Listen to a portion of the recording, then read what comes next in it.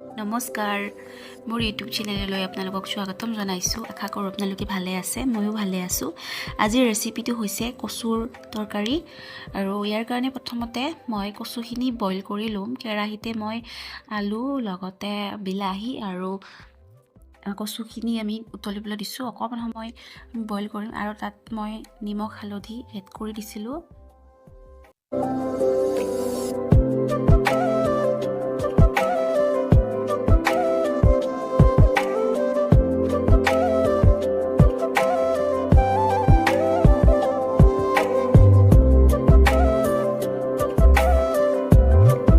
ইয়াৰ লগতে মই কেইটামান সয়াবিনো ইয়াত এড কৰি দিছোঁ। একেলগে গোটেইখিনি বস্তু বইল হ'বলৈ দিছোঁ।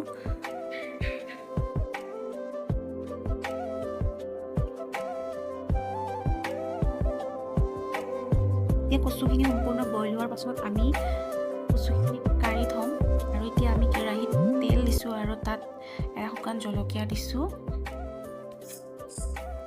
এতিয়া আমি যিখিনি মছলা এড কৰিব লাগে, মই ইয়াত বেলেগ একো মছলা এড কৰা নালাগে, অকল আদা নহৰু জালুক জলকীয়া এইখিনিয়ে আমি এড কৰিছোঁ। তাৰ গোটেইখিনি ঢালি দিম। কচুখিনি যিখিনি আমি উতলাৰ পাছত থৈ দিছিলোঁ, আমি পানীখিনিও ইয়াত এড কৰিছোঁ। তাৰপিছত এইখিনি ভালকৈ উতলাব দিব লাগিব। এতিয়া আমাৰ কচু ৰেডি হৈ গ'ল।